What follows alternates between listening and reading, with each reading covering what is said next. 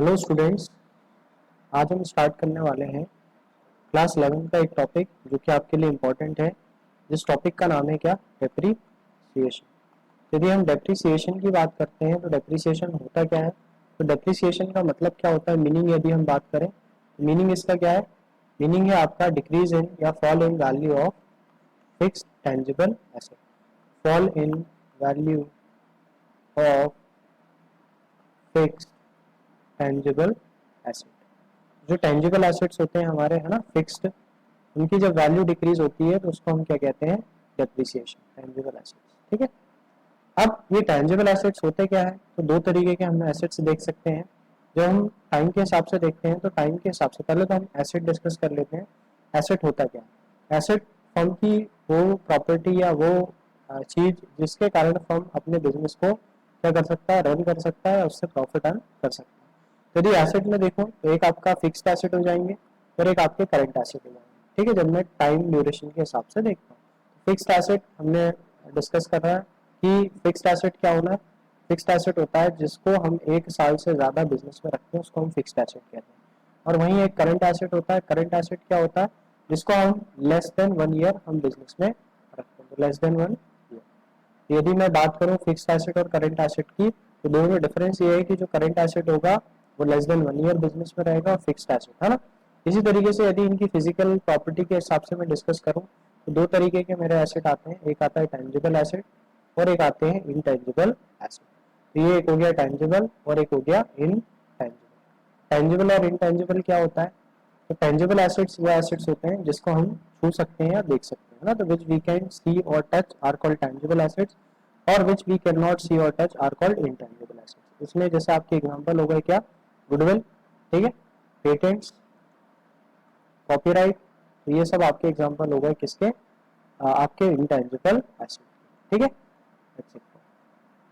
अब जब हमने बात करी value, fall in value of fixed asset, fixed tangible assets की, तो टेंजिबल जैसे हमारे प्लांट हो गया, मशीनरी हो गई, है ना, तो जो फिक्स्ड एसेट्स हैं लॉन्ग टर्म के लिए बिजनेस के, वो सब आपके टेंजिबल एसेट्स हो जाएंगे। अब जो इनटेंजिबल एसेट होते हैं उन पे भी तो डेप्रिसिएशन लगता होगा, तो उस पे जो डेप्रिसिएशन लगता है उसको हम बोलते हैं एमोर्टाइजेशन।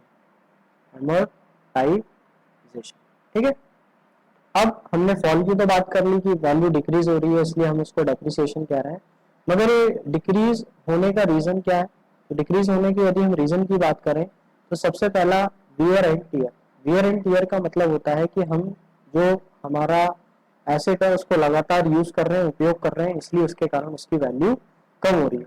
दूसरा होता है पैसेज ऑफ टाइम, मतलब जैसे जैसे हमारा एसेट का यूज का समय निकलता है वैसे वैसे उसकी जो वैल्यू है वो टाइम के साथ क्या होती रहती है? डिके होती रहती है, कम होती रहती है ना। तो passage wear and tear, passage of time और चेंज इन टेक्नोलॉजी। तो यदि किसी तरीके का चेंज आ जाता है टेक्नोलॉजी में तो हमारा एसेट्स की जो वैल्यू होती है वो अपने आप ही क्या हो जाती है? कम हो जाती है। क्योंकि सिंपल है, आपने कोई एक मोबाइल फोन परचेस करा, अगले पे नई टेक्नोलॉजी का फोन अगर आ जाता है तो उससे आपके जो एसेट होगी, आपकी जो वैल्यू होगी फोन की, वो रिड्यूस हो जाएगी, ठीक है।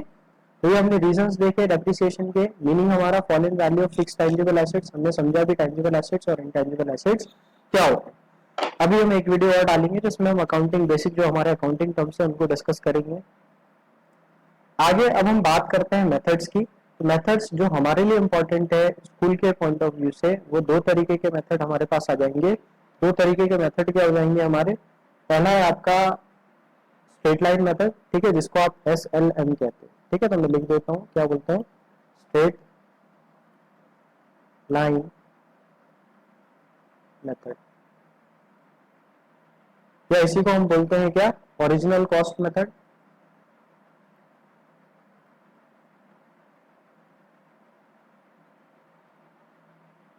ठीक है, straight line method, original cost method, ठीक है, या फिक्स इंस्टॉलमेंट मेथड। तो ये तीन नाम किसके हैं आपके? जो आपका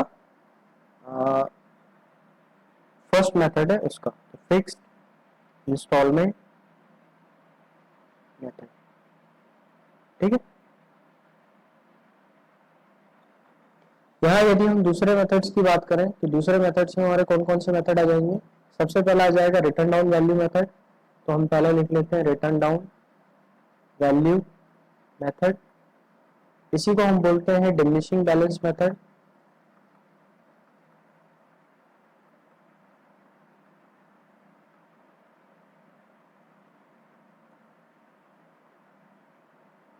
ठीक है, और इसी को हम बोलते हैं क्या, रिड्यूसिंग बैलेंस मेथड।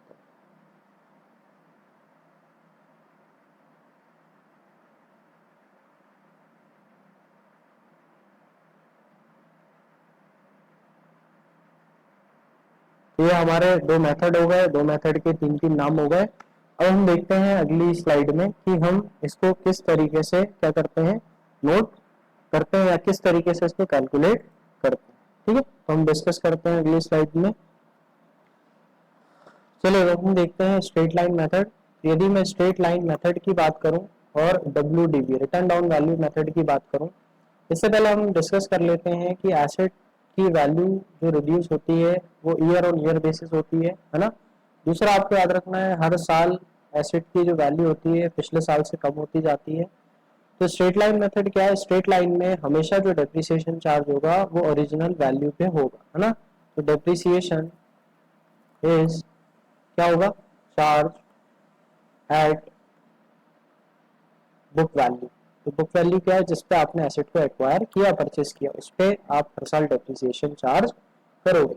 यदि मैं इसकी बात करूं WDV की, तो यहाँ पे डेप्रिसिएशन कैसे चार्ज होगा, इस चार्ज एट, किस पे चार्ज होगा, at balance amount. Balance amount मतलब अभी हम एक एग्जांपल के थ्रू समझेंगे। ठीक है, इसमें जनरली जो अमाउंट ऑफ डेप्रिसिएशन होता है वो कंसिस्टेंट रहता है, सेम रहता है। Amount of depreciation is same for all years. ठीक है, यदि मैं इधर पे बात करूं तो यहाँ पे हमारा जो अमाउंट ऑफ डेप्रिसिएशन है वो हर साल साल क्या हो जाता है, रिड्यूस हो जाता है। Amount of depreciation reduces every year, every year sorry. चलिए अब हम एक एग्जांपल ले लेते हैं दोनों के लिए। ठीक है, तो सबसे पहले हम बात करते हैं नॉर्मल फॉर्मूलेस की। नॉर्मल फॉर्मूला हो जाएगा आपका depreciation is equal to value of asset या अमाउंट ऑफ एसेट, आप वैल्यू लिख लें, value of asset divided by, क्या होगा डिवाइडेड बाय आपका, अगर डायरेक्टली आपको लाइफ दी हुई है एस्टिमेटेड लाइफ। ठीक है, दूसरा तरीका आपका क्या है कि यदि आपका जो डेप्रिसिएशन है ना, वो डेप्रिसिएशन चार्ज करते हैं और रेट दिया हुआ है, तो आपको लिखना है अमाउंट ऑफ एसेट, मतलब जो भी वैल्यू है या अमाउंट है एसेट का, इनटू क्या हो जाएगा, रेट अपॉन। तो ये नॉर्मल आपका फॉर्मूला हो जाएगा क्या का, डेप्रिसिएशन। और यदि रिमेनिंग कुछ मंथ्स दिया हुआ है, जैसे साल के बीच में परचेस करा है, तो जो भी रिमेनिंग मंथ्स होंगे तो एक्स डिवाइडेड बाय। ठीक है, ये आपका नॉर्मल फार्मूला हो गया। अब यदि आपको रेट निकालना होगा तो रेट का फार्मूला क्या हो जाएगा, है ना, तो rate of depreciation is equal to, अब फार्मूला उल्टा हो जाएगा, क्या हो जाएगा, amount of depreciation into 100 divided by value of asset.